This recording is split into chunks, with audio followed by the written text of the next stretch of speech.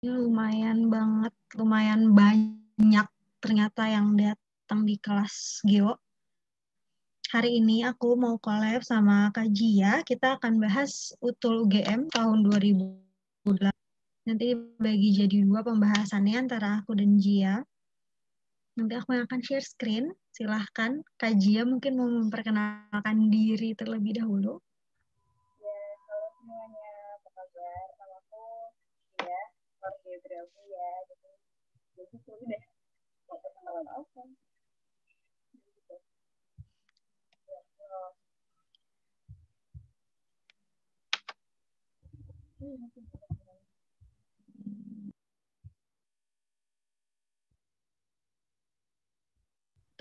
Tuh Kak Jia katanya suaranya pelan, gedean dikit.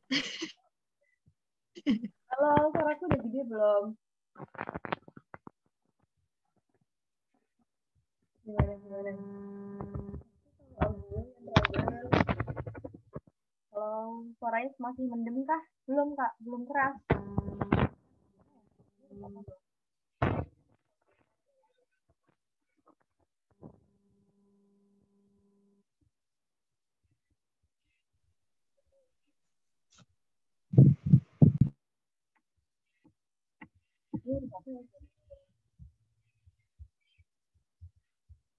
Masih mendem guys, masih.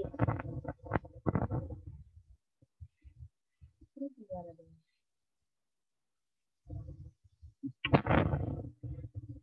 Tes ini tapi belum. Pakai HP aja kali ya.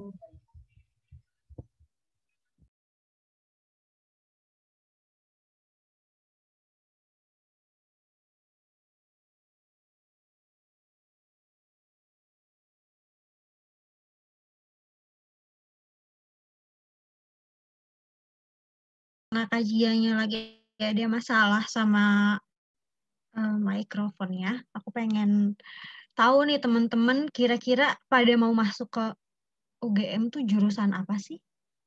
Bisa diketik di kolom chat. It's open, guys.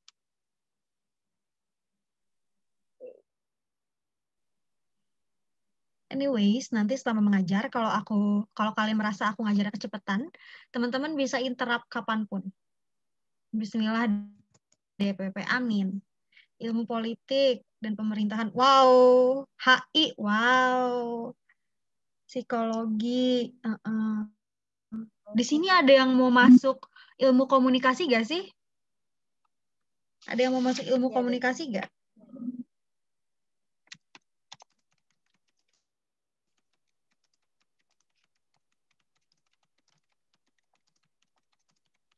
Akuntansi kak. Ada yang mau masuk akuntansi, hukum, wah banyak banget nih yang HI. Dea kenapa menyerah dengan Ilkom?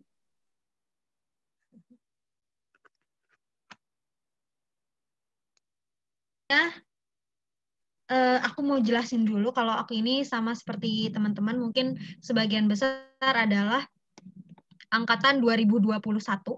Kebetulan aku angkatan 2021, aku jurusan Ilmu Komunikasi di Universitas Negeri Jakarta. Jadi aku udah keterima di SNMPTN kemarin dan sekarang sudah jadi camat. Alhamdulillah. Alhamdulillah. Ya sudah kita mulai saja ya. Aku akan mulai share. Let's go.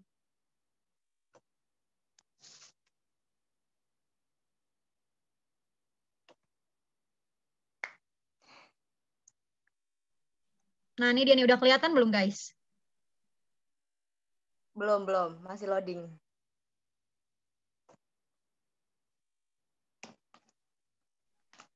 Oke deh, kita tunggu saja.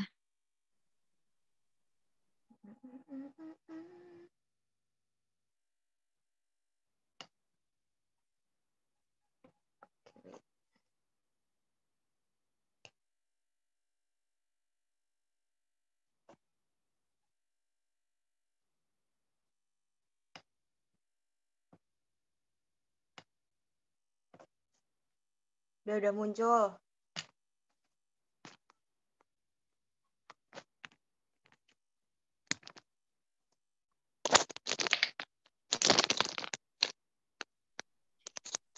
silakan dimulai Kak Jia. Nomor Iya, genap aku ya yang lupa. megang nih Kak Oh iya, lupa. Jia. Iya. Oke, nomor 26 ya. Ini dari UMUGM 2018. Pertanyaannya adalah terdapat 3 macam arah utara yang lazim digunakan sebagai orientasi peta, yaitu. Tuh, pertanyaan itu. Menurut kalian jawabannya apa nih? Kira-kira. Kita lihat di kolom chat ada nggak nih buat teman-teman yang mau bantuin jawab gitu. Oh, Ini udah ada nih. Wow, udah mulai rame.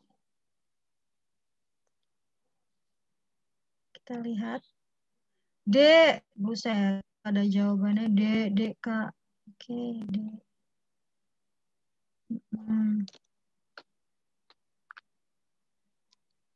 Ramai ya, pada antusias ya. D, Kak. D. Kenapa tuh? Kenapa pada jawab D? Banyak nanya ya kakaknya. Kenapa tuh? Kenapa jawabannya utara sebenarnya? Utara tipe lagi tuh, utara Nggak apa-apa magnet dan dong. utara grid. D, Kak.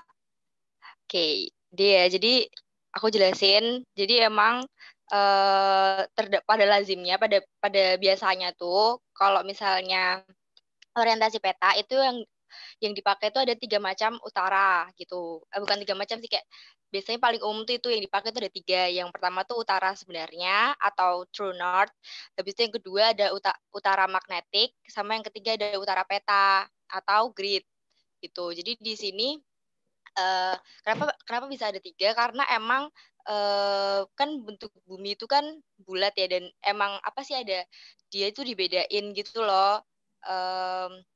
Cara-caranya gitu. Jadi kalau yang utara sebenarnya atau true north itu utara yang kita tahu tuh utara tuh di kutub utara gitu. Jadi utaranya bumi itu adalah kutub utara. Sedangkan kalau utara magnetik itu utara yang ditunjukkan oleh jarum kompas gitu. Jarum kompas itu kan ada magnet-magnetnya gitu ya. Itu ada di pelajaran fisika sih kalau nggak salah, magnet-magnet gitu. Jadi kalau misalnya, dan itu mengalami perubahan tiap tahun karena pengaruh rotasi bumi.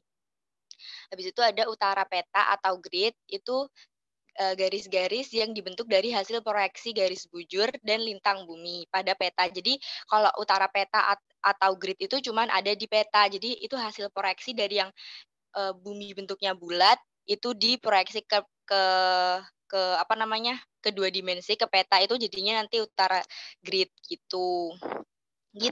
Ada yang mau ditanyain nggak penjelasan aku? Kak, aku mau nanya boleh nggak? Oh, boleh.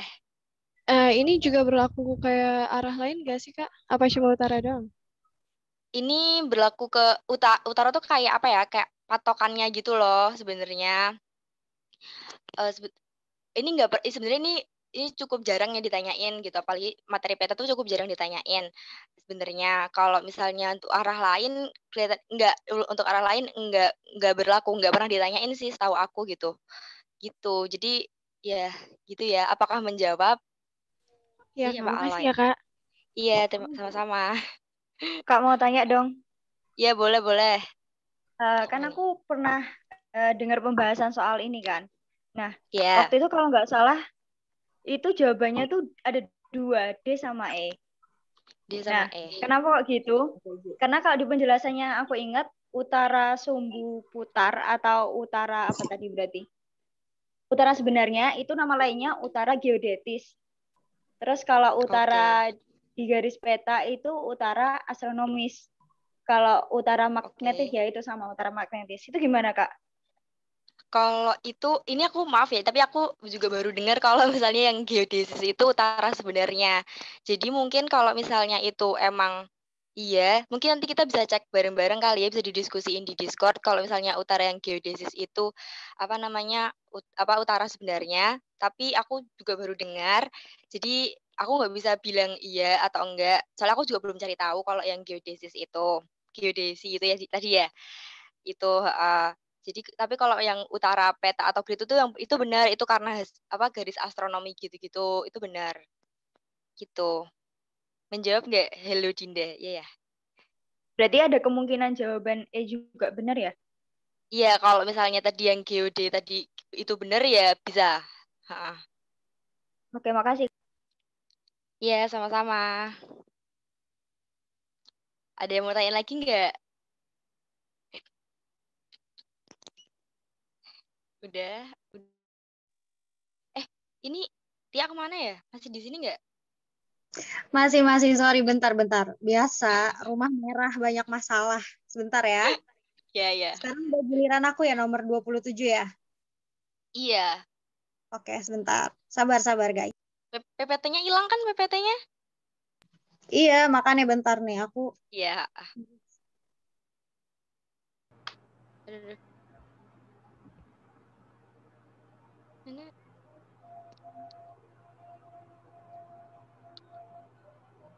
Peta itu materi yang cukup sulit ya guys ya sebenarnya karena itu kayak apa ya?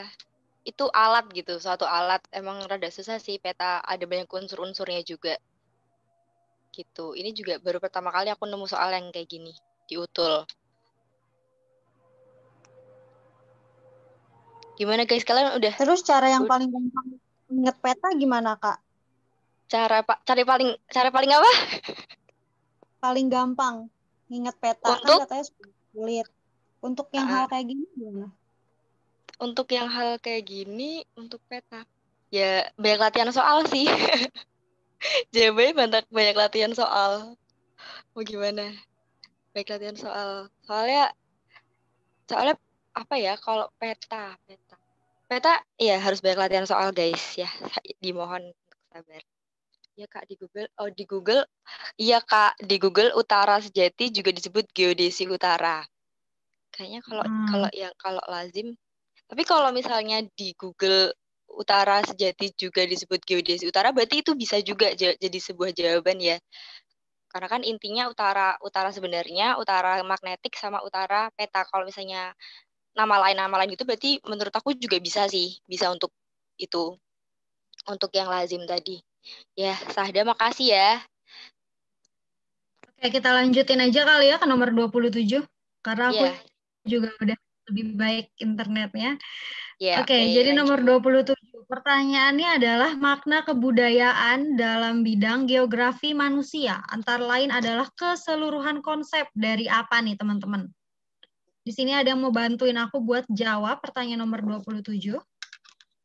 Ada nggak itu 27?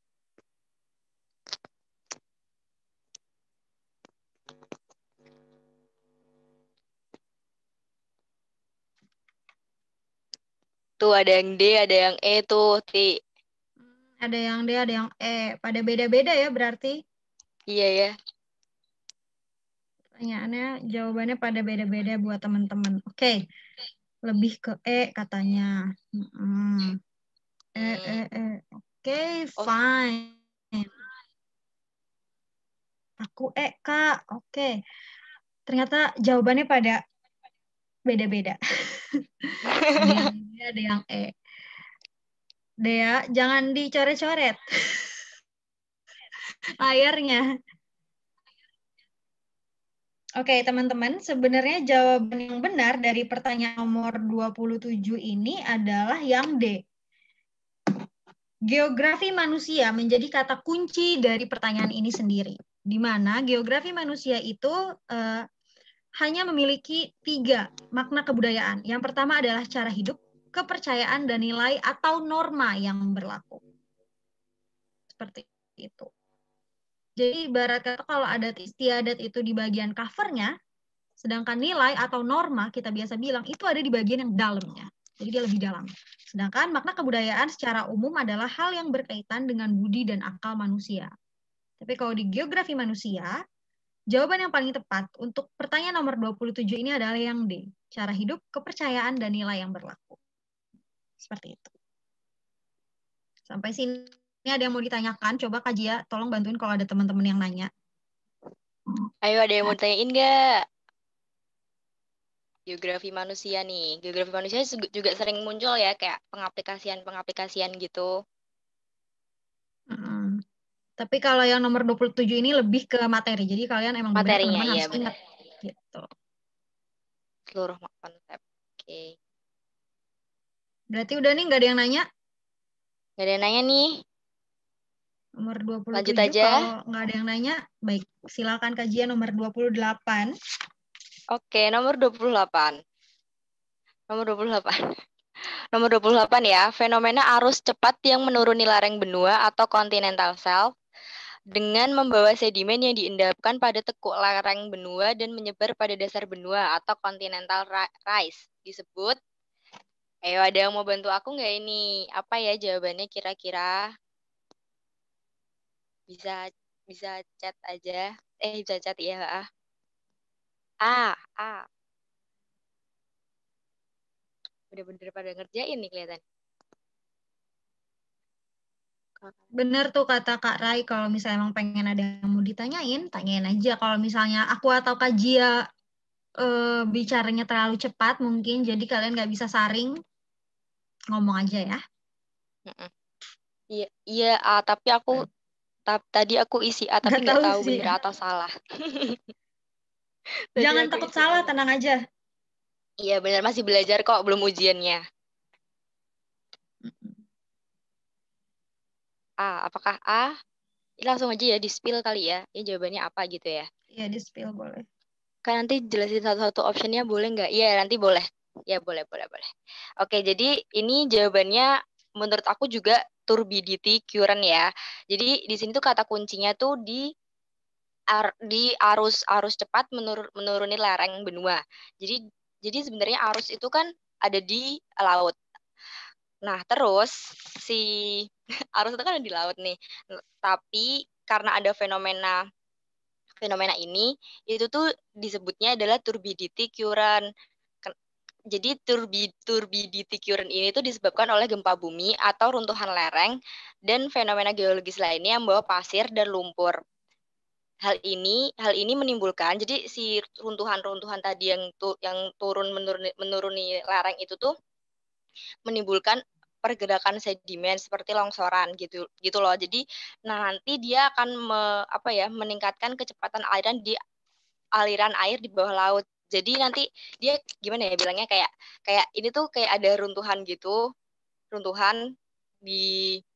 laut, nanti dia akan menimbulkan arus lebih cepat lagi kayak gitu.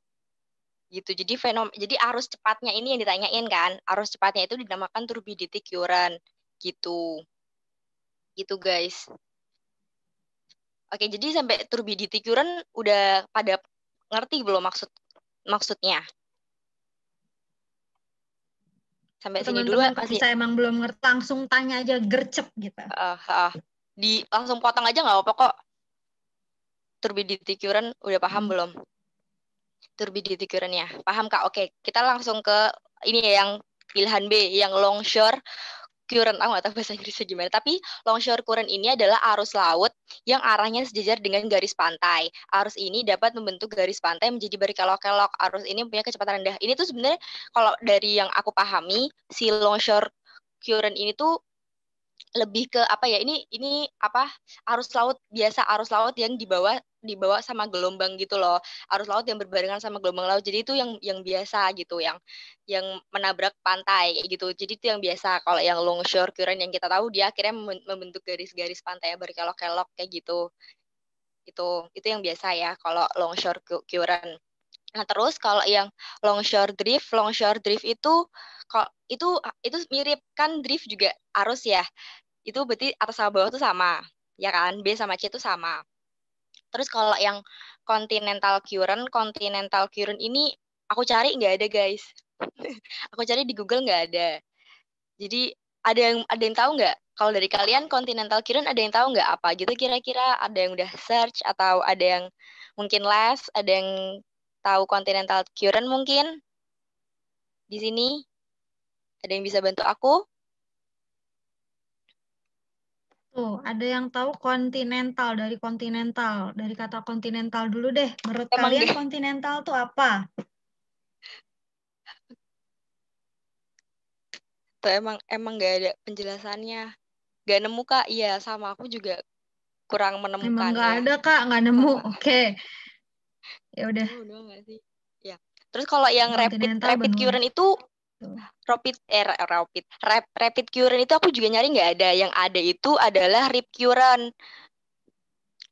Kalau taunya rapid test Kak, iya bener.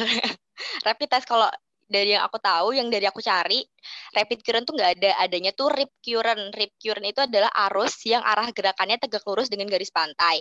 Arus ini berawal dari gelombang yang datang dari arah laut menuju pantai. Jadi, nah rip current ini tuh sangat berbahaya ya, karena dapat menyeret wisatawan ke tengah laut. Jadi, rip current itu sebenarnya arus hampir sama kayak longshore current kalau menurut aku, tapi dia arusnya tuh lebih kuat gitu loh. Kalau yang longshore current tadi tuh arusnya tuh kecepatannya rendah, sedangkan kalau yang rip current ini arusnya tuh kuat gitu. Arusnya kuat, bisa menarik ke laut lagi dengan kuat gitu. Makanya kalau misalnya kalian tahu di pantai Parangtritis itu kan gelombangnya tinggi-tinggi. Nah, itu dia juga salah satu pantai dengan rip current atau tadi yang arusnya tuh kuat gitu. Makanya ada beberapa kasus di Parangtritis yang kayak kalau misalnya kita dengar wisatawan terseret arus gitu. Itu karena rip current gitu, guys. Sampai sini gimana?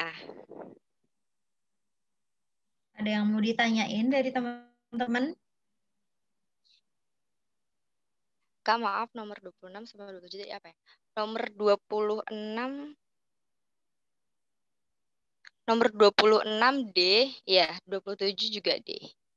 Jelas, Kak. Rip current itu arus balik gak sih, Kak? Iya, benar. Rip current itu arus balik, ya.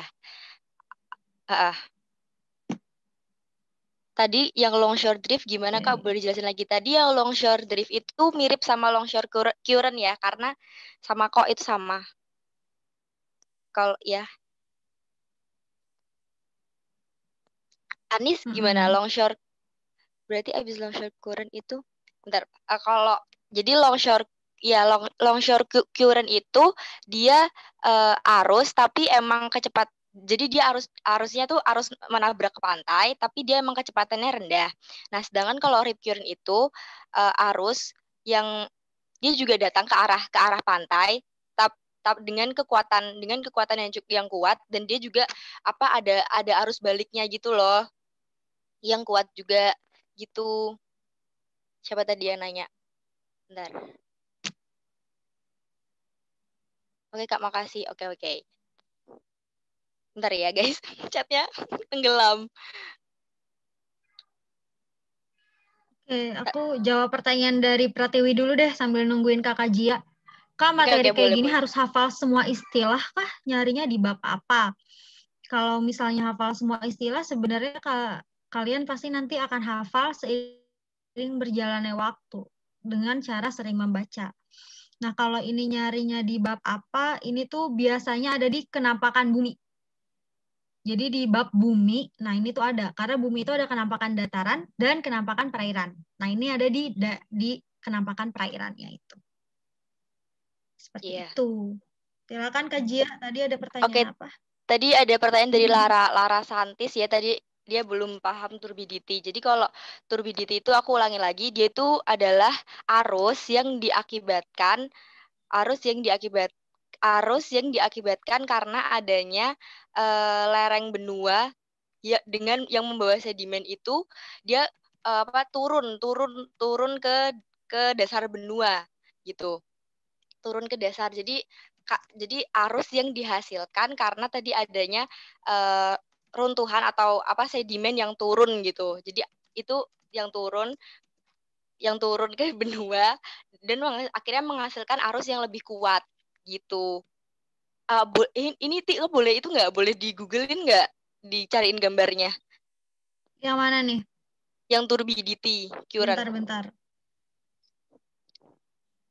Turbidity current. Oke, sebentar ya. Sabar.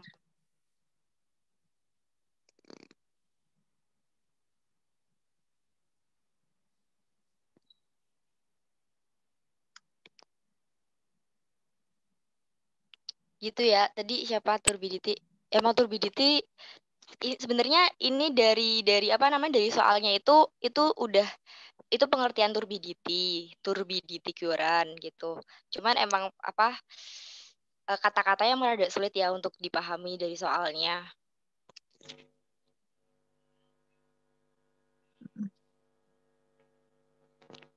Tapi Iya, nggak apa-apa, nanti untuk gambar-gambar dan lainnya mungkin akan aku masukin di satu file aja, jadi nanti teman-teman bisa cek dan bisa baca ulang. Biasanya sih kalau misalnya di kelas aku sama Gia, kita selalu share jawabannya gitu.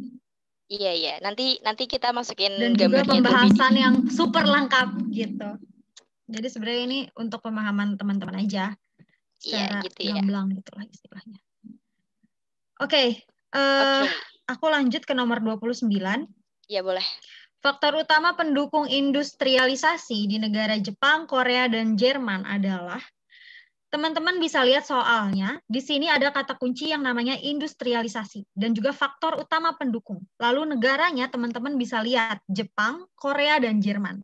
Yang teman-teman tahu tentang Jepang, Korea, dan Jerman itu seperti apa sih? Jepang, Korea, dan Jerman adalah 3 negara maju yang ya kita udah tahu lah gimana track record mereka. Mulai dari situ aja teman-teman pasti langsung bisa ketemu jawabannya. Kira-kira nomor 29 ini bagi teman-teman yang mana jawabannya? Coba Kak Jia. Udah rame tuh dari tadi dijawabin deh, dari atas Udah tuh rame. udah di spam. Buset. Oh, udah diserang ya aku ya? Udah deh semua ya? Udah dari kamu bacain soalnya udah pada jawab. Sabar teman-teman, aku belum selesai tuh bacain soal. Keren deh. Iya, betul. Jawabannya adalah yang D, kemampuan teknologi dan inovasi yang tinggi. Nih ya, aku jelasin dari opsi A, di mana laju pertumbuhan penduduk yang tinggi itu tidak mungkin terjadi di negara Jepang, Korea, dan Jerman. Karena negara-negara maju cenderung memiliki piramida penduduk yang stasioner, atau piramida penduduk yang seimbang antara penduduk usia muda dengan usia tua. Jadi mereka sudah menekan laju pertumbuhan penduduk. Jadi opsi A ini jelas-jelas salah. Terus kalau misalnya B, C, D, E ini kan mungkin ada beberapa yang kayak bisa jadi gitu. Bisa jadi jawabannya itu gitu. Kemampuan teknologi dan inovasi yang tinggi nantinya juga akan mempengaruhi kualitas sumber daya manusia yang mencukupi. Jadi kalau misalnya ada faktor utama yaitu kemampuan teknologi dan inovasi yang tinggi, maka kualitas sumber daya manusia, lalu tingginya tingkat pendapatan masyarakat itu akan mengikuti seiring si teknologi ini makin maju gitu dan inovasi ini makin tinggi seperti itu. Sampai sini bisa dipahami atau aku mungkin kecepatan? Ayo apakah Bisa, tidak oke. kecepatan? Udah aman gak? Aman gak guys? Paham kak? Oke, paham. Oke. Aman nggak Lanjut ya. guys? Paham, Lanjut ya. oke. Berarti udah bisa lanjut. Alhamdulillah. Baik, Alhamdulillah. silakan. Oke, nomor 30 nih. 30. Nomor 30. Hanyutan perairan permukaan laut yang dikendalikan oleh angin pusat yang bergerak secara perlahan menuju ekuator dan pada saat yang sama bergerak ke arah barat pada masing-masing belahan bumi. Disebut dengan apa nih? Teman-teman ada yang bisa bantu jawab nggak? Kira-kira nomor Sekalian 30. sama penjelasannya mungkin ya. Jadi kenapa jawabnya itu gitu. Ya, boleh. Tahu. Aku susah lihat kolom chat nih. Oh iya. C bukan. Ekor atau perkiraan.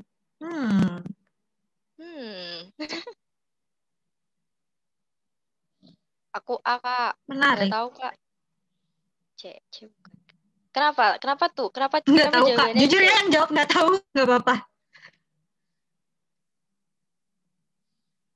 Ada yang mau ini nggak open mic nggak? Kenapa jawabannya C atau kenapa jawabannya A? Kenapa menurut kalian kayak gitu? Iya, siapa tahu.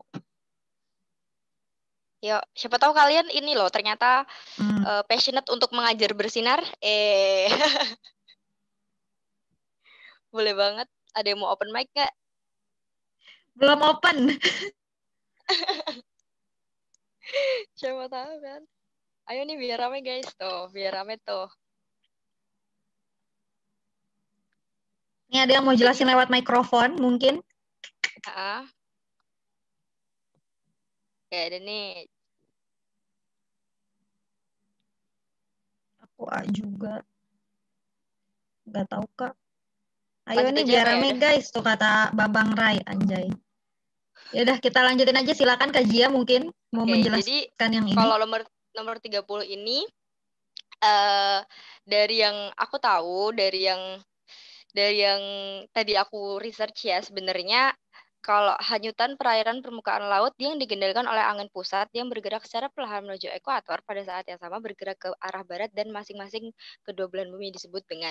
Ini kalau menurut aku itu jawabannya equatorial drift. Kenapa tuh? Jadi sebenarnya kalau misalnya kita kita bedah dari opsi A. Kita mulai dari opsi A ya. Si equatorial corner current ini tuh apa? Si equatorial current ini tuh adalah arus yang mengalir digerakkan oleh angin yang meluas hingga kedalaman itu panjang. Nah, arus ini tuh terdiri dari north equatorial counter current dan equatorial undercut. Oke, sampai sini si equator corner current ini sebenarnya dia itu mengalir dari barat ke arah timur. Itu yang perlu di-highlight. Jadi dia si equatorial corner current ini dia bergerak dari arah barat ke arah timur. Sedangkan sebenarnya di soal itu diminta dia bergerak ke arah barat dan secara bersamaan bergerak juga menuju ekuator gitu. Nah, sedangkan kalau jadi kayak yang A ini tuh sebenarnya kayak kurang bener gitu loh guys sebenarnya. Terus ya emang kurang bener sih. Terus kalau yang B, equatorial undercut ini dia itu dari yang aku tahu dia juga hampir sama arus hampir sama seperti corner current gitu. Tapi dia dia di bawah laut. Kalau yang equatorial corner itu dia di permukaan laut.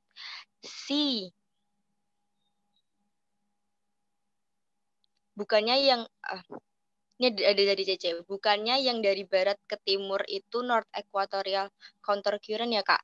Iya, dari barat ke timur, iya itu NECC itu iya dari barat ke timur, tapi dari yang aku tahu dia itu dari yang aku baca dia itu sama kayak ini Equatorial Corner Current gitu. Gitu ya. Sama halnya dengan Equatorial Upper Current.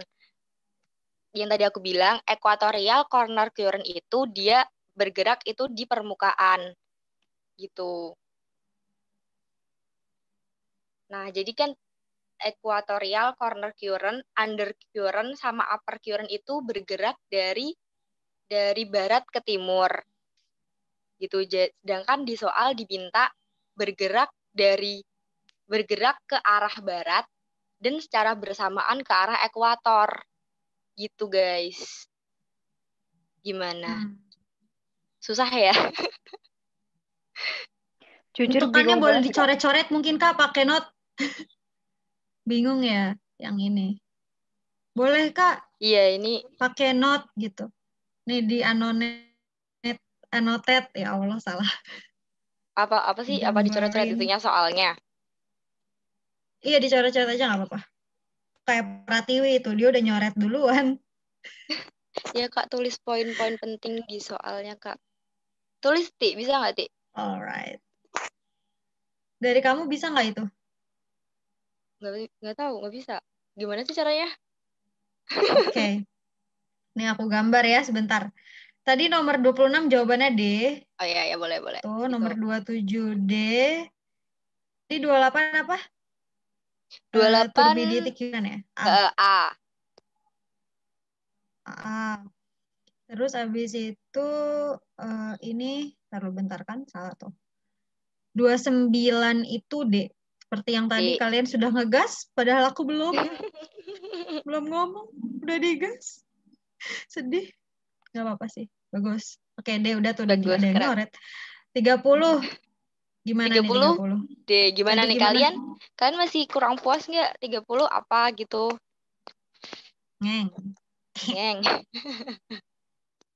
30 guys, gimana? Apakah pada setuju atau gimana? Ada bantahan gitu. Jadi Kalian mau opsi A debat sama geografi? sama aja Kak. Ada bedanya nggak? Kalau dari yang aku tahu sih sama. Opsi A sama C. Mm. Kak, maaf. Iya, boleh. Ini saya pernah dapat kunci jawabannya. Iya. Nomor 30 itu kunci jawabannya yang C, yang angin antipasat. Yang angin pasat. 30 yang 30 angin pasat A gitu jawabannya. Yang C. Oh, C. Iya. Ekuator upper current. Oke. Gitu ya. Iya, itu pengertiannya kalau di saya itu angin pasat, pengertiannya angin yang berhembus terus-menerus dari daerah maksimum subtropik, selatan dan utara menuju ke arah khatulistiwa. Sampai di khatulistiwa, angin itu berbelok sesuai dengan hukum Hughes-Ballot. Kalau yang angin antipasat, Good, ya. angin yang arahnya berlawanan dengan angin pasat. Di belahan bumi bagian selatan bertiup angin dari barat laut ke tenggara, di belahan bumi utara bertiup angin dari barat daya ke timur laut. Oke. Itu yang ekuatorial, berarti itu yang ekuatorial upper current tadi yang kedua itu ya. Gimana sih? Berarti yang angin pasat tadi yang Hughes-Ballot tadi itu yang mana? Yang corner current apa upper current? Yang angin pasat itu yang apa ya, Kak? Angin pasat Oh, angin pasat gitu ya. ekuatorial upper current. Itu yang mana?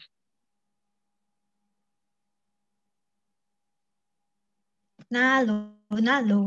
Nggak apa-apa. Lebih bingung kemarin aja sih kayak asing gitu. Ngeselin banget kan gue. soalnya rada ngeselin sih. Soalnya maksa kita buat baca jurnal coba. Jurnal bahasa Inggris. Gimana Dik tadi yang tadi angin pusat yang Hughes-Ballot tadi kayak aku suka dengar penjelasannya. Itu ekuator, tapi itu masuknya ekuator corner apa upper apa yang mana? Yang angin pasat. Yang angin pasat itu yang upper, yang C. Oh, yang upper. Oke. Angin pasat itu adalah berarti ini ya bersama bergerak ke arah barat. Oh, berarti dia ke arah ekuator dulu, habis itu dia baru dibelokkan ya. Oke deh. Ini mungkin ini ya. Soalnya mungkin nanti karena tadi ada coba komentar. Apa yang lain pada setuju nggak kalau saya jawabannya C? Setuju sih Kak aku, Kak. Setuju ya. Oke, kalau nggak nanti ini karena masih pada bingung juga. Nanti kita lingkarin aja. Nanti coba aku research lagi tadi yang apa namanya angin pasat itu. Nanti aku masukin keterangannya di sini kalau misalnya itu emang C gitu ya. Jadi ini bisa kita apa namanya simpen dulu. Soalnya nanti kita bahas dia di Discord gitu ya. Gimana? Boleh deh. Tuh udah aku lopein. Gemoy kan? Oke gitu ya. Oke ya. Oke. Next. Oke, baik. Aku mau lanjutin di nomor 31. Tadi dulu guys, jangan jawab dulu ya. Aku belum selesai. Sabar. Indikator pertumbuhan ekonomi inklusif yang banyak terdapat di negara-negara maju antara lain. Nah, untuk menjawab soal ini kita harus tahu apa itu ekonomi inklusif. Ekonomi inklusif adalah pembangunan untuk meningkatkan kinerja perekonomian dengan perluasan kesempatan dan kemakmuran ekonomi pada seluruh masyarakat dengan sistem yang luas. Itu kata kunci pertama, ekonomi inklusif.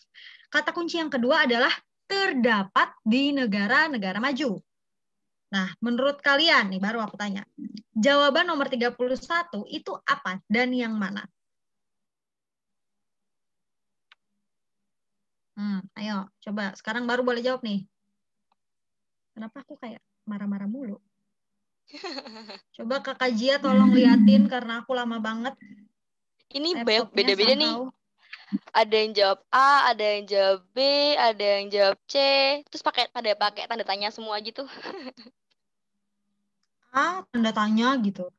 Aku C. A, Oke. katanya. Tanda Antara tanya A, B, bingung atau ya, C deh. Betul. saudara-saudara. Mm-mm. Wah, ada yang jawab B nih, dia dari yang B. Pokoknya nanti akan dengar penjelasannya. Kenapa dia jawab B? Yang lain jawab A sama C. Kenapa dia jawab B? B, Siapa C. tuh tadi? Oke. Mungkin enough jawab-jawab. Aku pengen tanya ke Karina, kenapa jawabannya B? Coba, kenapa jawabannya B? C, A, tanda tanya. Banyak kan yang nanya, yang jawab. Oke. Tadi Karina tuh udah jawab belum? Karena jawaban dia B sendiri. Aku penasaran, kenapa dia jawab B? Karena bilang nih, jujur nggak tahu juga, Kak. Oke, baik. Terima kasih ya. Baiklah, mari kita bedah kira-kira yang benar yang mana. Jawaban A, angka pertumbuhan ekonomi, akses infrastruktur dasar, dan akses fasilitas kesehatan. Jawaban A ini kurang tepat, teman-teman. Karena di negara-negara maju, akses infrastrukturnya itu sudah bukan akses infrastruktur dasar. Lalu angka pertumbuhan ekonominya jadi termasuk karena dia sudah pasti tinggi. Nah, karena dia tinggi, dia bisa mencangkup seluruh masyarakat, seperti yang tadi di awal dari pengertian ekonomi inklusif. Seperti itu. Kalau yang B, tingkat kesetaraan gender, ini tidak ada hubungannya dengan ekonomi inklusif. Seperti itu. Dan biasanya di negara-negara luar, mau cek, lalu jaring pengaman sosial, ini adalah sosialisasi berarti, dan tingkat pendapatan masyarakat. Tingkat pendapatan masyarakat ini termasuk. Ya, karena ketika tingkat pendapatan masyarakatnya itu pasti dia meluas rata kalau di negara-negara maju. Lalu pilihan C, akses fasilitas pendidikan, ini termasuk. Di mana pada pertumbuhan ekonomi inklusif di negara-negara maju, akses fasilitas pendidikan ini sudah mencapai jaringan ekonomi, baik itu orang yang kaya banget, ataupun biasa aja, ataupun kalau misalnya aku bisa bilang, kekurangan secara ekonomi. Pemerintahnya sudah bisa untuk memberikan akses fasilitas pendidikan secara gratis dan merata, luas, seperti itu. Lalu yang C, tingkat pendapatan masyarakat. Ketika akses pertumbuhan ekonomi inklusif ini merata, maka tingkat pendapatan masyarakat juga akan merata, akan tinggi. Biasanya pendapatan per kapitanya pun pendapatan per kapita suatu negara tersebut akan jauh lebih tinggi. Itu yang C. Lalu kesempatan kerja. Di mana kesempatan kerja ini, kalau misalnya pertumbuhan ekonomi inklusifnya sudah baik, maka kesempatan kerja juga mencakup keseluruhan masyarakat. Meluas. Jadi nggak ada yang namanya anak remaja atau anak baru lulus kuliah, nganggur lama sampai 2 tahun, setahun, nggak ada tuh begitu kalau di negara-negara maju. Jadi di sini yang harus kita highlight, yang kalau misalnya kalian ada laptop atau misalnya kalian soalnya tadi udah kerjain, kalian tandain pertumbuhan ekonomi inklusif dan juga negara-negara maju. Jadi jawaban yang paling tepat untuk pertanyaan nomor 31 ini adalah yang C. Kalau yang D itu akses infrastruktur dasar, ada tuh. Infrastrukturnya sudah tidak dasar, ya mau gimana gitu. Lalu tata kelola kelembagaan nggak nyambung gitu. Gimana? Paham nomor 31 atau misalnya aku terlalu cepat? Coba kaji. Kayaknya ada yang tanya tuh. Iya tuh, ada yang tanya tuh, Kak, bisa dijelasin lagi nggak yang ekonomi inklusif itu apa gitu? Oke, baik. Jadi ekonomi inklusif adalah meningkatkan kinerja perekonomian dengan perluasan kesempatan. Jadi perluasan kesempatan itu maksudnya adalah setiap orang mendapatkan kesempatan yang sama. Mau itu dia dari desa di negara-negara maju maupun itu dari kota. Jadi tidak ada yang namanya diskriminasi daerah. Ya. Dan juga kemakmuran ekonomi pada seluruh lapisan masyarakat dengan sistem yang luas. Jadi ekonomi inklusif adalah pemerataan perekonomian di berbagai bidang. Gitu. Itu untuk yang paling gampang ya, pengertian paling gampang. Pemerataan perekonomian di berbagai bidang. Seperti itu. Ada lagi? Ada yang nanya Coba. tuh, Kak, Apa tuh, yang Kak A Ji? boleh jelasin lagi nggak yang infrastruktur dasar? Oke. Nah, itu tuh kata Kak Sandriana tuh, menekankan pemerataan adil. Kalau yang akses infrastruktur dasar itu tuh akses pembangunan yang paling mendasar. Kalau akses infrastruktur dasar ini dia biasanya berada di negara-negara yang masih berkembang, bukan di negara-negara maju. Kalau di negara-negara maju, akses infrastrukturnya itu sudah bukan yang dasar lagi, tetapi sudah akses infrastruktur tingkat tinggi. Infrastruktur tuh pembangunan. Gitu. Jadi mereka lebih banyak membangun dibandingkan negara-negara seperti kita atau negara-negara yang berkembang. Ada lagi Kaji? Oke, paham Udah. Kak. Alhamdulillah. Paham. Sudah boleh dilanjutkan ke yang nomor selanjutnya. Bentar, aku boleh. mau ini dulu. Scroll dulu. Wih. Oke, silahkan Kaji. Bentar, ada iklan bentar ya. Oke, ada lagi nih kayaknya yang mau tahu sesuatu. Asik. Ternyata teman-teman kepo.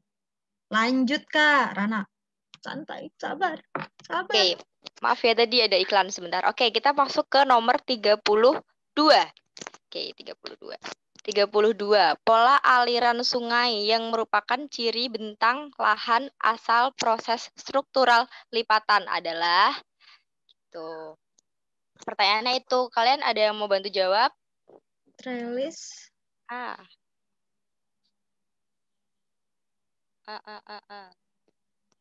Nih, pilihan yang C sama E-nya sebentar. Ya, pilihan C sama E-nya. C, D, E. Sabar, Bu. C sampai E.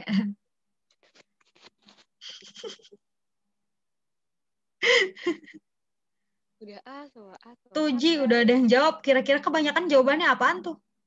A, udah pada jawab A semua. Iya. Emang A. Keren, udah pada tahu jawab semuanya. Semua. Ya, emang A. Oke, baik. Oke. Udah hatam ya kelihatannya kalau. Ya udah kalau gitu dijelasin deh kenapa bisa A. Kenapa bisa A? Jadi ya karena jadi apa sih pertanyaannya kan ini ya, bentang alam lipatan kan aliran bentuk aliran sungai itu ada banyak ya. Salah satunya yang trellis ini. Trellis ini emang biasanya ditemui di bentang alam atau bentang lahan yang banyak kelipatannya gitu. Jadi aliran sungai yang berbentuk trellis itu sering kita temui di daerah lipatan. Sebenarnya ini materinya hafalan. Jadi betul. Ya sebenarnya asal kalian tahu bentukannya aja sih. Kalau misalnya kalian pengen tahu, itu kalian bisa lihat gambarnya biar lebih jelas gitu sebenarnya. Biar lebih cepat menghafal tuh lihat gambarnya. Kalau ini bentuk-bentuk sungai gini, kita apa perlu di satu-satuin per opsi gitu, perlu ya.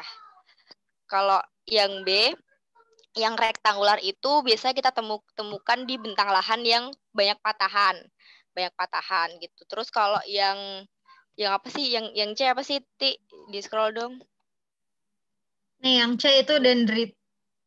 Oh ya, dendritik ya. Dendritik itu ya di dataran ya, di dataran gitu. Jadi dia bentuknya tuh kayak random gitu, banyak anak sungainya gitu. Terus kalau yang D apa? Paralel ya? Paralel. Kalau paralel itu dia yang ada di bentar. Aku juga lupa ya. Paralel itu dia bentuknya dia tuh juga kayak anak sungai gitu, tapi lebih apa ya, di dataran juga sih dia. Kalau paralel. Terus kalau yang E ini Controlled.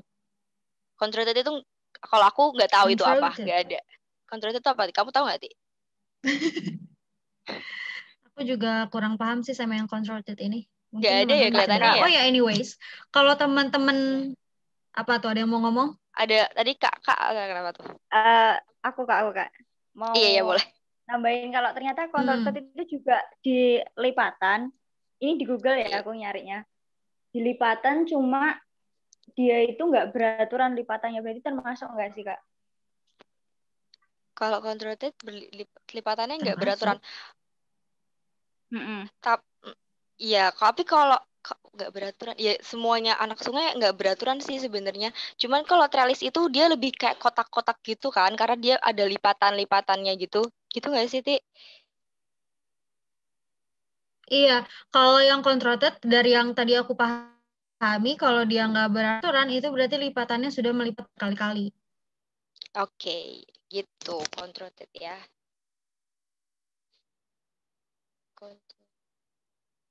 Ada lagi nggak? Ada lagi nggak? Paham sama yang tentang sungai ini? Gimana tuh sungai? Teman-teman bisa jadi orang yang sangat imajinatif gitu. Kalau teman-teman imajinatif pasti lebih gampang untuk ngafalin bentuk-bentuk sungai ini. Nanti kita belajar imajinatif di grup di Discord. Oke, sudah? Boleh dilanjutkan? Boleh.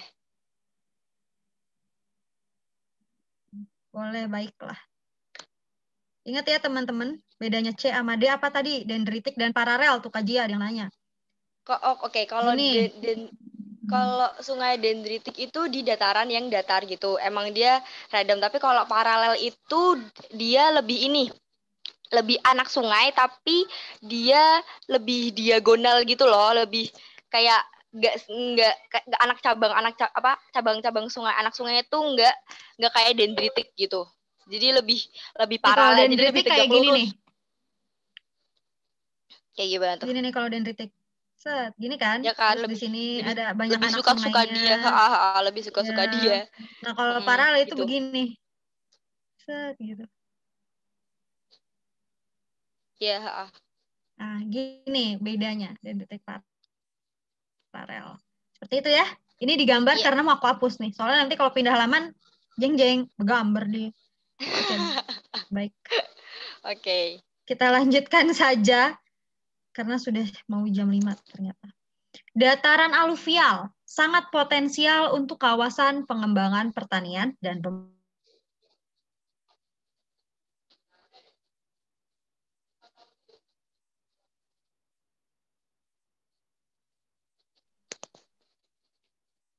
Kalau ya gimana? Tut. Nomor 33 bantuin jawab. Dataran aluvial sangat potensial untuk kawasan pengembangan pertanian dan pemukiman karena didukung oleh faktor-faktor. Pertama, teman-teman harus tahu dataran aluvial itu adalah dataran yang seperti apa. Gitu ya. Selanjutnya adalah kata kuncinya adalah pertanian dan juga pemukiman. Dua itu tuh. Dua itu. Kira-kira Harus gimana dua. tuh?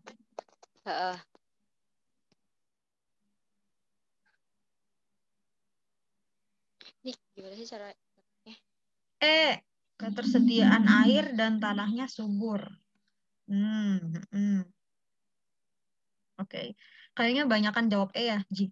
Kayaknya yang aku Iya, lihat. pada E semua deh.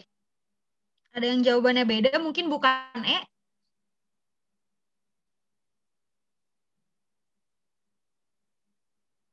Ini gimana sih caranya? Oke.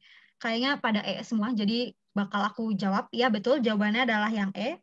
Di mana alasannya adalah gini, tanah aluvial itu adalah tanah yang pH-nya asam. Jadi di bawah 6,5.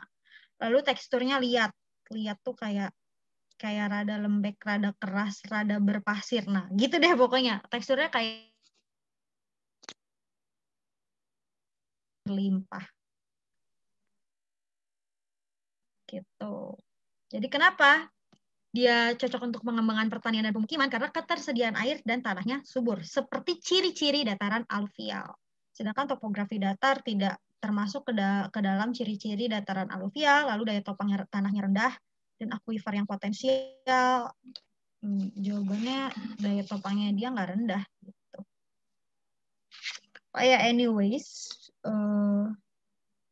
Oh ya, akuifer itu adalah lapisan air tanah. Jadi air yang ada di dalam tanah itu namanya akuifer ya. Seperti itu. Sampai sini dipahami? Jawabannya. Ketersediaan air dan tanahnya subur. Kalau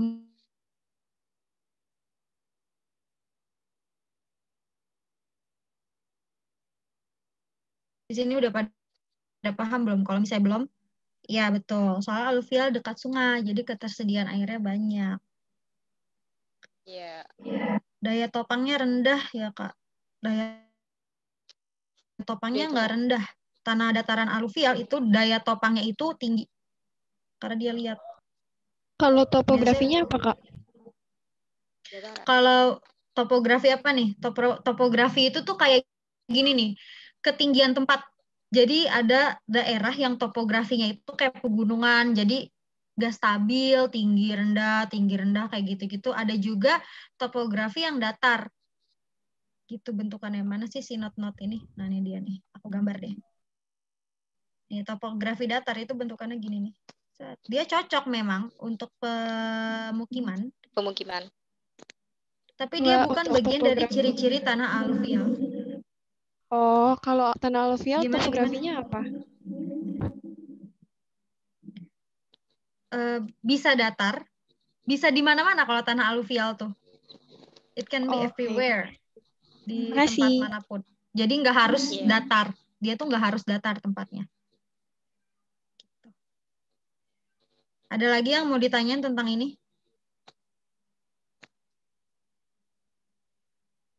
Aluvial itu ada aluvial itu nggak subur, ditanyain Kak.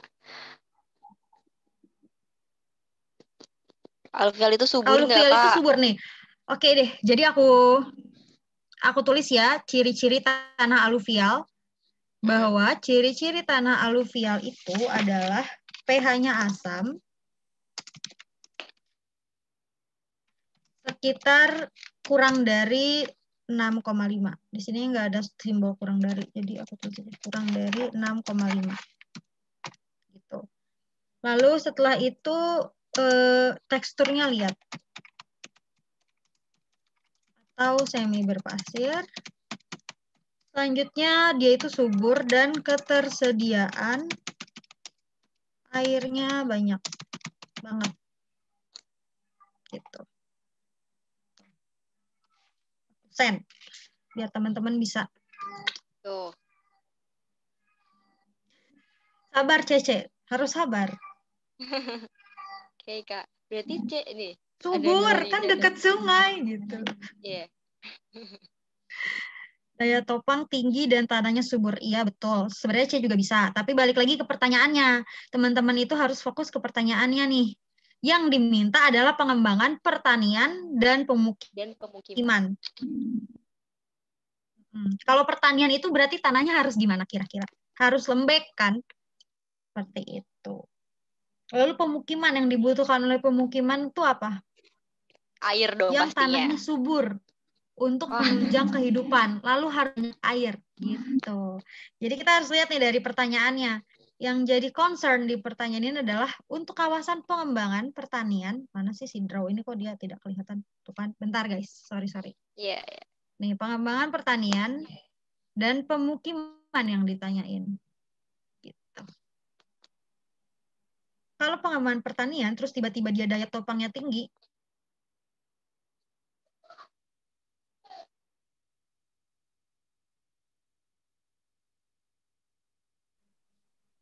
gimana sampai sini sudah setuju kalau jawabannya E? Tuh gimana Coba guys? Udah kok. Ada yang mau ini nggak? Ada yang mau ngasih komentar-komentar lagi ada yang tidak? Mau tanyain lagi? Ada nggak? Oke, Kak, Sanggahan paham. mungkin? Ada yang mau jadi sanggahan? Enggak deh, kelihatannya udah setuju deh. Oke, alhamdulillah kalau misalnya paham. Oke, berarti kita bisa lanjut ya ke nomor 34 gimana? Oke, Sudah bisa lanjut berarti? Bisa. Udah, Kak. Oke, nomor 34 ya. Oh ya guys, sebelum kita masuk ke nomor 34 itu ya, jangan lupa nanti isi form evaluasi Ngabers ya. Itu udah dikirim sama admin Bersinar, jadi jangan lupa nanti isi evaluasinya. Oke, kita masuk ke nomor 34. Nomor 34. Pernyataan yang benar mengenai simbol peta yang ditunjukkan pada gambar berikut adalah apa tuh? Ada yang mau bantu jawab?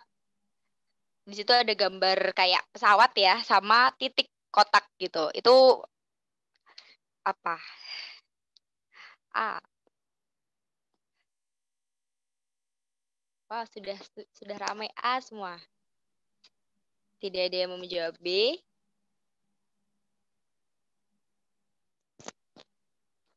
Oke. A semua ya.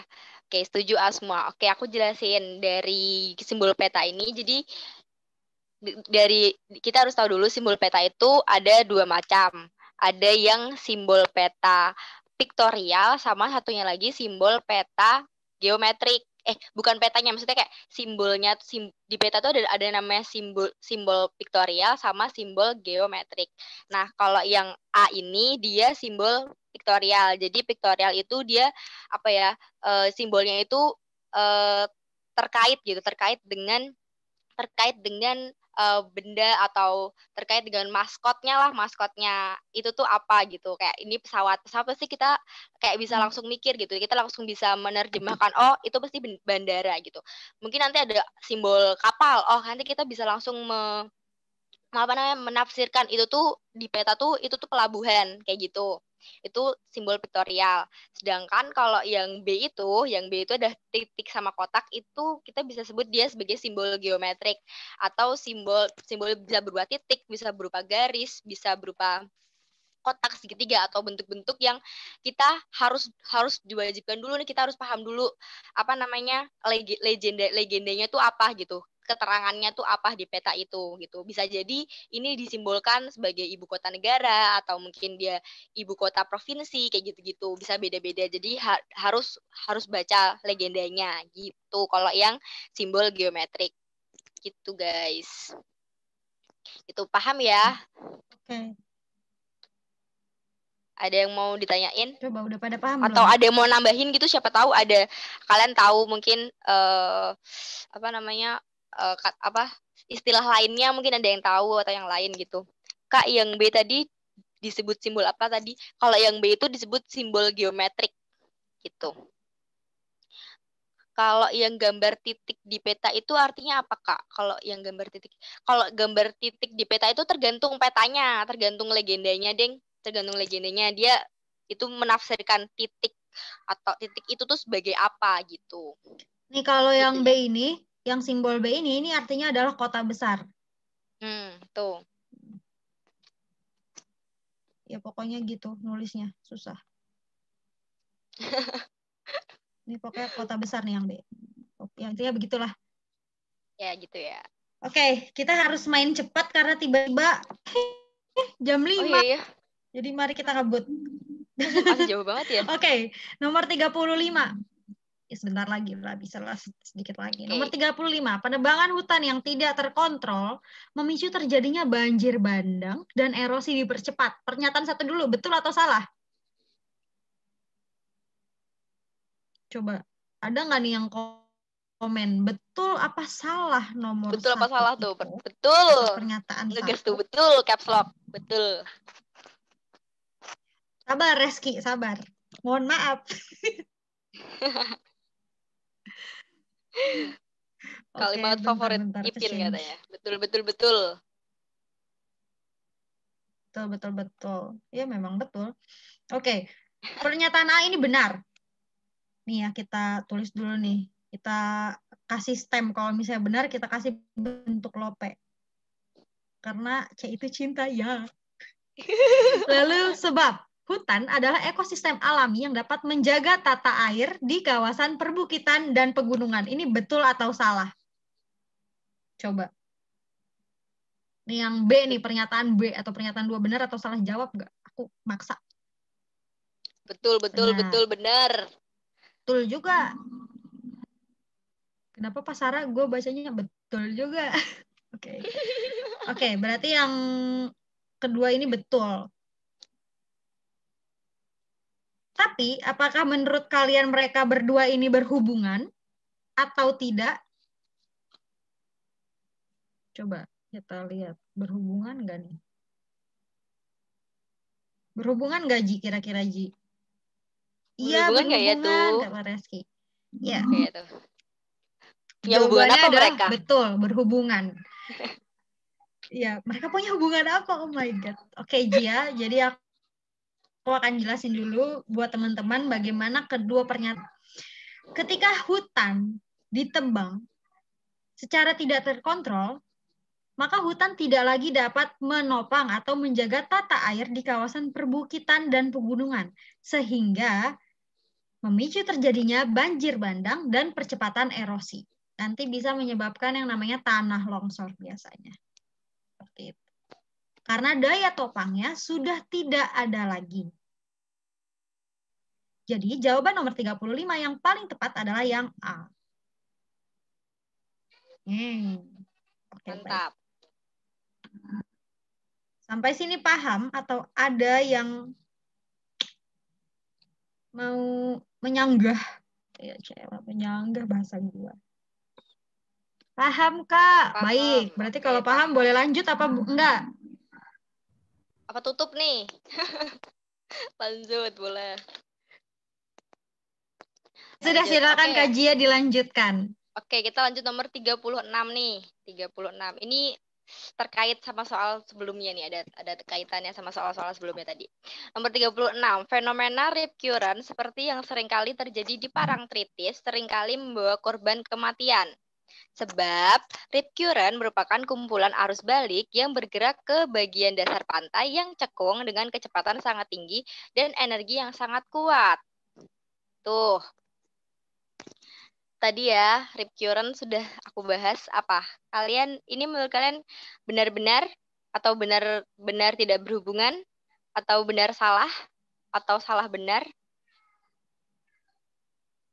Apa, gengs? Ayo bisa dibantu kakaknya ngejawab. Sorry, bentar. Ini coba mana sih? Tadi sudah sedikit tersinggung. Kata Dinda tadi. Betul salah. Betul salah. Katanya betul salah, Kak. Benar-benar berhubungan. Betul, bawahnya lupa. Bawahnya lupa. Kenapa jujur banget jadi orang? Bener-bener Mohon maaf. Beda-beda ya. Bener-bener bener-bener tapi nggak berhubungan. Asik, nggak berhubungan. Putus ya, udah putus. Benar-benar berhubungan. Jadi ya tadi udah sedikit terbahas ya bahwa fenomena rip current itu adalah fenomena yang dia itu sering terjadi di pantai Parangtritis, di mana sering membawa korban. Itu pernyataan yang benar gitu. Karena si rip current ini memang merupakan kumpulan arus balik backwash yang bergerak ke bagian dasar laut yang cekung. Dia dengan arus yang kuat itu, dengan arus yang kuat atau kecepatan yang tinggi itu, dia bisa menarik gitu, bisa menarik orang ya di sini gitu, sehingga emang sering membawa bencana gitu loh. Makanya kalau misalnya orang nggak hati-hati gitu, makanya sedikit berbahaya gitu untuk mendekati pantainya gitu. Jadi ini benar-benar berhubungan gitu. Gitu guys. Jadi jawabannya yang A. Yeay, ketemu. Cielah. Jujur sebenarnya aku nggak suka soal sebab akibat, susah, mohon maaf. Sama, bener banget, susah ya. Well. Oke, lanjut ke nomor 37. Di sini kita lihat dulu pernyataan 1, bahwa frekuensi getaran gempa bumi vulkanik jauh lebih tinggi daripada frekuensi gempa bumi tektonik. Yang ini dulu, benar atau salah? Apakah benar? Coba mana? Oh, ada yang salah, ada yang jawab salah. Benar, ada yang banyak yang benar sih. Benar. Bisa jadi. Aku mau jawab bisa jadi, boleh nggak? Bisa jadi. Bisa jadi, tapi pas ujian jangan jawab bisa jadi ya. Mohon maaf, itu salah kalau jawabnya bisa jadi. Sebab kekuatan gempa bumi vulkanik biasanya lebih kecil daripada gempa bumi tektonik. Benar atau salah? Benar atau salah tuh pernyataan 2 tuh? Benar. Kak Sandri.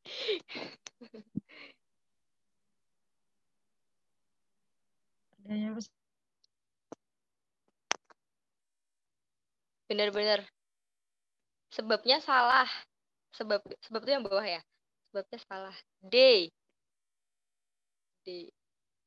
Yang atas salah. Oh, beda-beda nih. Beda-beda yang jawab. Itu yang bagian sebabnya ya, yang ini, yang bawahnya ya. Beda-beda. Tapi pada beda-beda. pada Mostly beda-beda. pada jawab benar.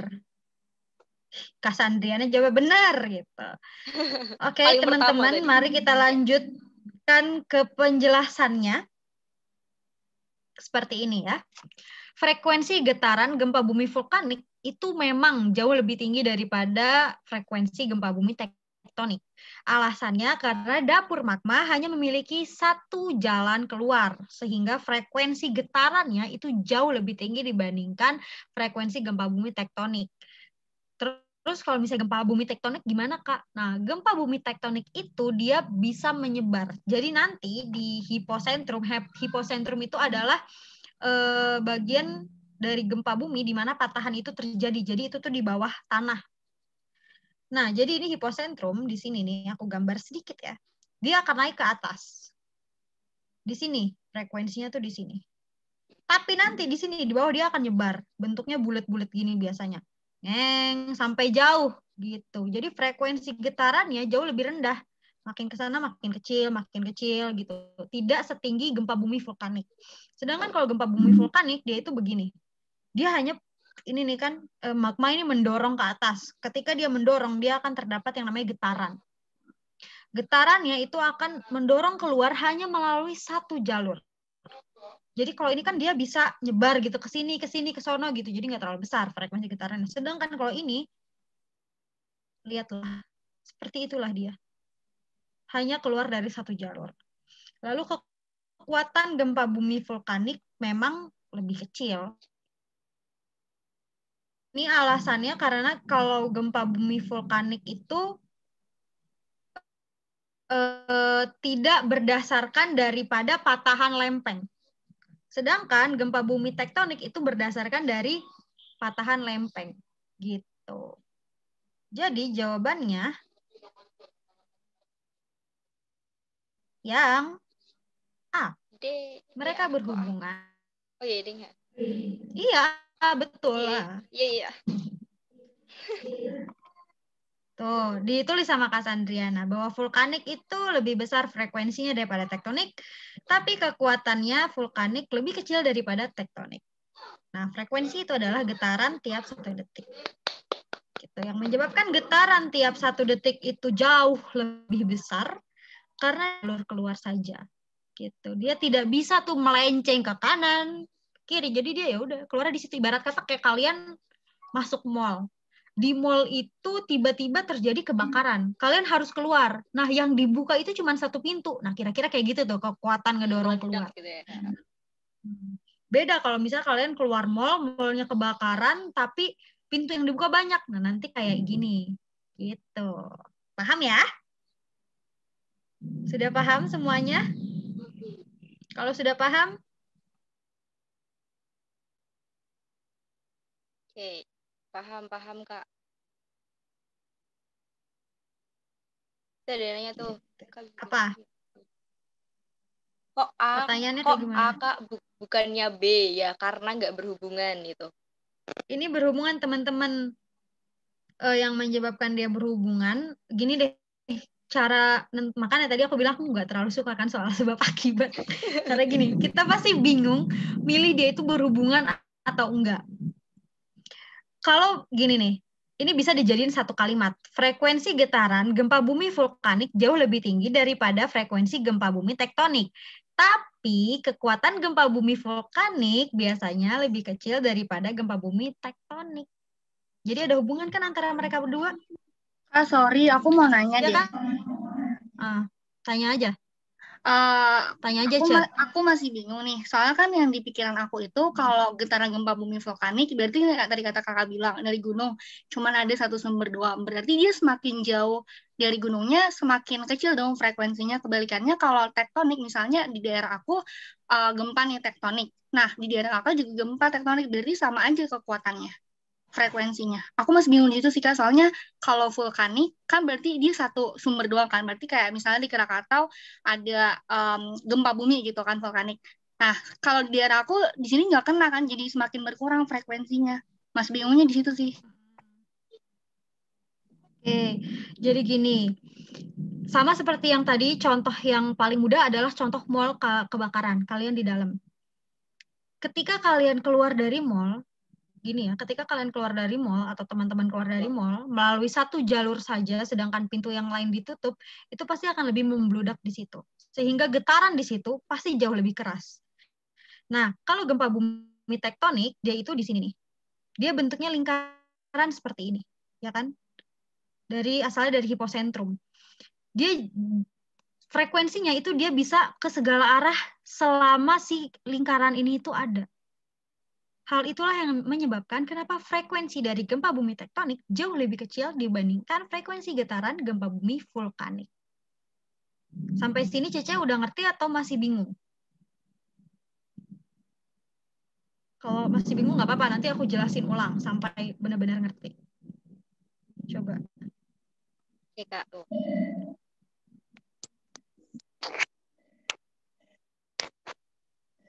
Oke, katanya Ti. Oke. Udah paham. Oke, berarti udah paham ya. Oke deh. Gia, kamu jangan hilang-hilang terus dong. Emang jangan tinggal aku hilang. Enggak, kok aku di sini. Tapi nggak apa-apa. Ya udah, kita lanjutin aja ya. Yang nomor 38. Nanti kalau ada pertanyaan-pertanyaan yang keskip, bisa ditanya ulang di grup, nggak apa-apa. Karena takutnya nggak kebaca, karena banyak. Benar.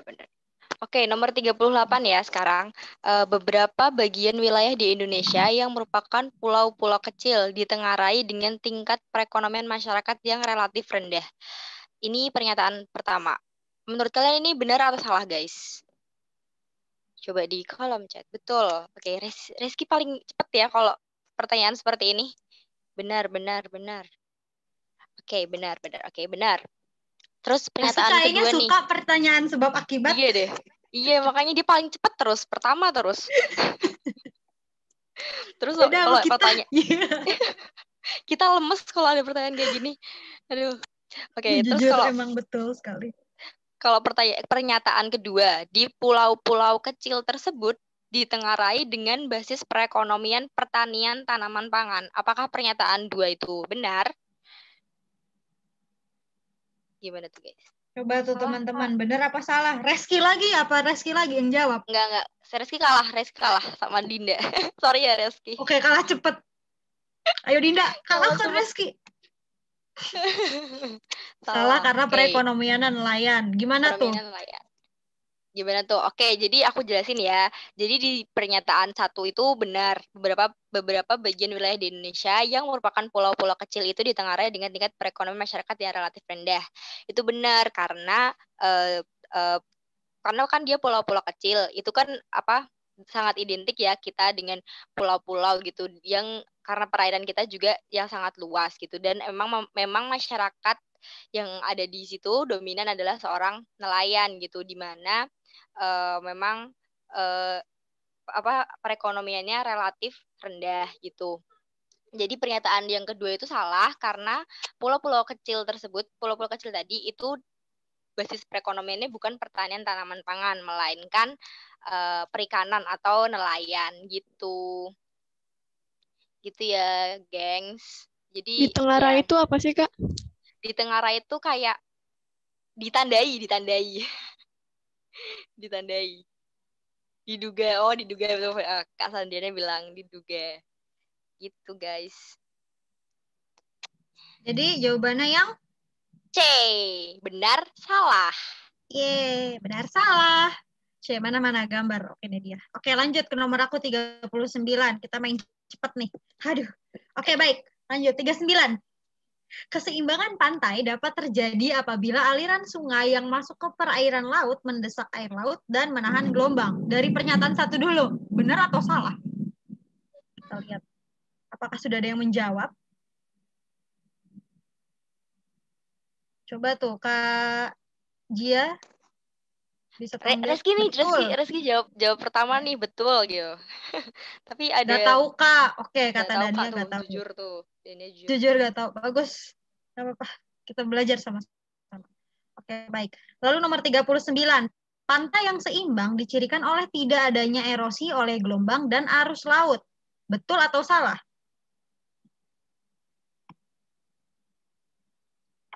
Coba. Betul juga tuh kata Reski. Betul juga. Kata Cece juga betul. Oke deh. Berarti bisa langsung aku jelasin, boleh kali ya, karena udah sore juga aku mau main cepat.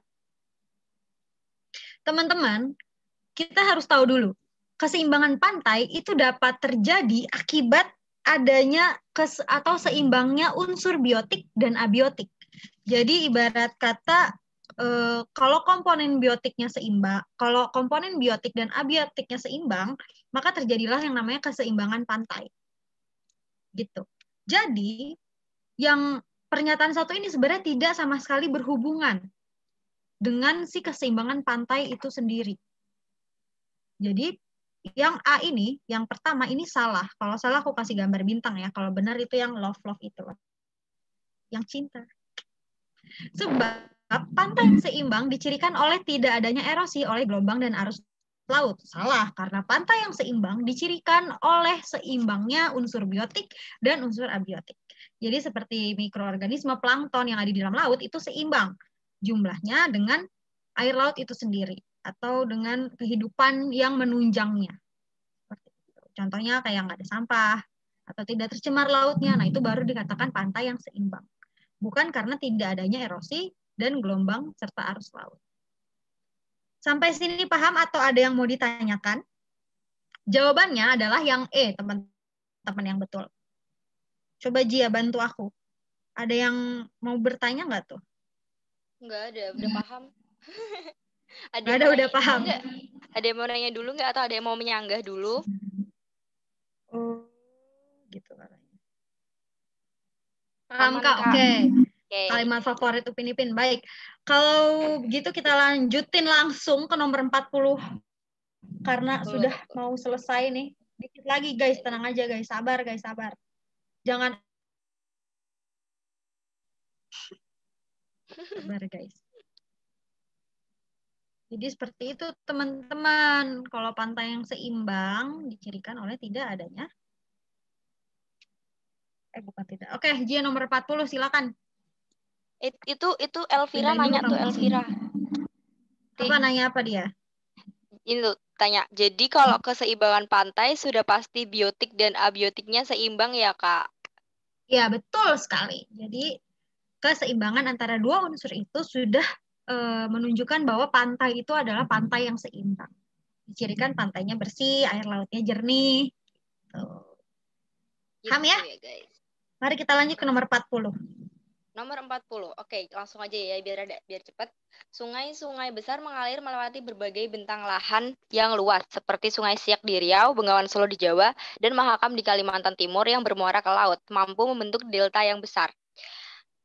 Sebab sungai-sungai tersebut mengalir pada suatu daerah aliran sungai yang luas dan membawa beban material sedimen yang sangat banyak dan kemudian diendapkan di bagian muara. Oke, jadi menurut kalian ini apa jawabannya, guys? Tuh apa tuh? Apa tuh? Halo. Sungai.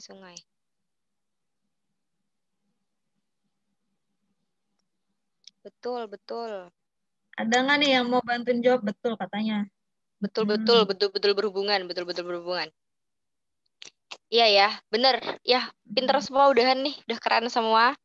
Jadi ya jawabannya benar-benar berhubungan. Jadi emang karena dia sungainya besar, dia akan membawa endapan atau material sedimen yang dia akan diendapkan di muara sungai atau di dekat laut, di pantai gitu, membentuk delta atau daratan yang luas gitu karena material sedimen yang di bawah tadi tuh banyak gitu karena sungainya tuh gede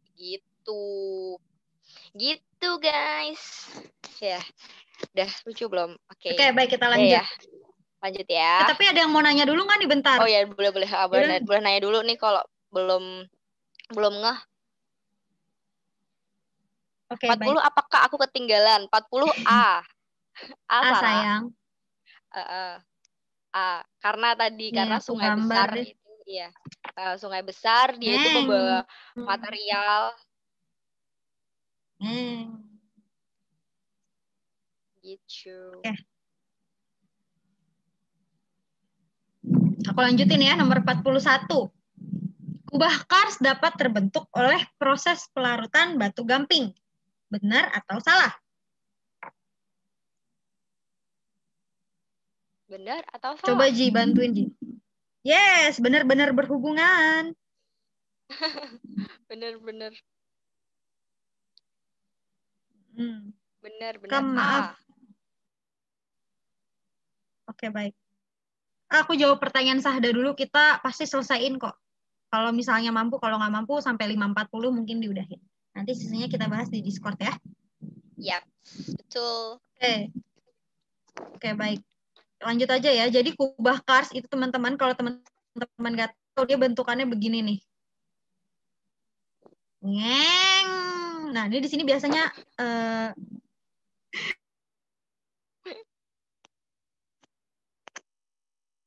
biasanya kenapa tuh? Habis itu biasanya kenapa? Ya. Nggak apa. Tadi putus. Tadi putus, sekarang udah enggak kan? Enggak, aman sekarang. Oke. Bentukannya tuh begini nih. Biasanya di sini kalau misalnya kalian lihat di laut atau di daerah-daerah, waktu itu aku lihat pernah di Thailand sih, mereka punya kenampakan yang kayak kubah kars gini. Bentukannya tuh kira-kira begini. Gitu. Dia memang terbentuk dari proses pelarutan batu gamping. Jadi batu gamping yang larut menumpuk di bawah air lalu terangkat ke permukaan dan membentuk kubah kars. Jadi pernyataan satu ini benar, oke ya. Lalu tingkat kemurnian CaCO3 tidak jauh berbeda. Ini juga benar. Oh ya, CaCO3 itu adalah mineral karbonat. Untuk to make it easier kita bilang mineral karbonat. Gitu. Ini memang tidak jauh berbeda. Atau kalau misalnya kita bilang antara kemurnian CaCO3 pada batu gamping itu susah dibedakan. Jadi sulit membedakan kuantitasnya antara satu dengan yang lainnya. Gitu. Dan hal itulah yang menyebabkan tingkat kemurnian pada CaCO3 pada batu gamping tidak jauh berbeda. Mereka benar lalu berhubungan, maka jawabannya adalah yang A. Selamat yang benar. Tapi sepertinya ada pertanyaan. Jadi mari kita lihat pertanyaan. Ada pertanyaan? Tidak. Yorobun.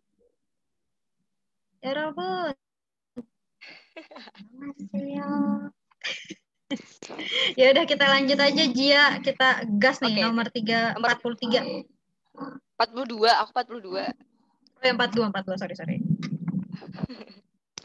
42 ya. Dalam pandangan geografi, mobilitas penduduk yang terjadi antar wilayah di Indonesia juga dipandang sebagai akibat dari perbedaan potensi antar wilayah. Sebab proses mobilitas penduduk akan mengalir dari wilayah yang mempunyai nilai kefaedahan wilayah atau place utility lebih tinggi menuju wilayah yang memiliki nilai kefaedahan wilayah yang lebih rendah. Apakah itu benar-benar berhubungan? Apakah benar tidak berhubungan, atau benar salah, atau salah benar? Oke, C benar salah. Oke, iya jawabannya langsung aja ya, jawabannya adalah C. Selamat, 2 juta rupiah. Oke, jadi di sini aku jelasin ya, kalau memang dalam mobilitas penduduk yang ada di wilayah Indonesia itu memang kita mobilitasnya itu disebabkan atau terjadi karena diakibatkan atau merupakan hasil dari perbedaan potensi antar wilayah di Indonesia. Misalnya wilayah mana ya? Wilayah Magelang misalnya, wilayah Magelang itu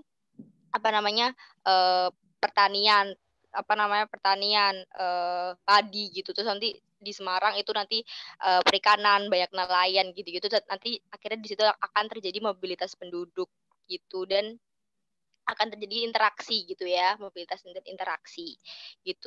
Sedangkan untuk sebabnya itu yang pernyataan kedua itu salah, karena proses mobilitas itu bukan mengalir dari wilayah yang kefaedahan wilayahnya lebih tinggi ke rendah, melainkan dari yang rendah menuju ke tinggi, atau ya nilai kebermanfaatan atau nilai kegunaan itu biasanya mobilitas penduduk itu kita kita mengarah ke yang nilai kebermanfaatan atau kefaedahannya itu lebih tinggi.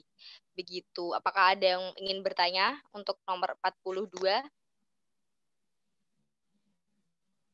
Oh ya, anyway kita bahas sampai nomor 45 aja ya, Jia. Nanti 46 sampai 50-nya kita lanjut di Discord. Karena udah sore banget. Oke. Siapa? Udah maghrib banget. Oke, ada yang mau tanya dulu nggak nomor 42? Aman nggak? Oke, aman. Paham nggak? Oke, paham. Keren. Oke, ya sudah. Kalau misalnya aman dan paham, kita lanjut ke nomor 43. Yang kita lanjut dulu ke pernyataan pertama, bahwa ketimpangan pembangunan merupakan ketimpangan kebijakan pembangunan antar daerah di Indonesia. Yang ini benar atau salah? Bantuin aku jawab. Atau kalian mungkin mau langsung jawab, misalnya kayak langsung aja A gitu. Contoh, A misalnya atau B kan kita atau nggak C. tahu. Lalu sebab ketimpangan pembangunan disebabkan oleh adanya potensi sumber daya manusia.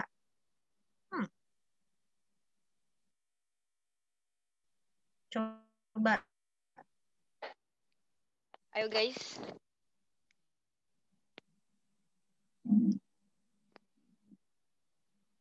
Ada yang mau bantuin aku jawab? Ada yang mau jawab tidak? Ya Rabun. Ya udah. Jawab sendiri, Ti. Canda deh. Ya sudah. Aku sih. Analisaku, jawaban yang benar adalah yang B. Bahwa pernyataan pertama itu benar, bahwa ketimpangan pembangunan merupakan ketimpangan kebijakan pembangunan antar daerah di Indonesia. Itu adalah pengertiannya. Nah, lalu sebabnya, ketimpangan pembangunan disebabkan oleh adanya potensi sumber daya manusia, itu juga benar. Tapi menurut aku, antara dua ini tidak berhubungan, antara satu dengan yang lainnya. Nah, menurut kalian, apakah dua hal ini berhubungan atau tidak? Kalau menurut aku jawabannya B, yang benar.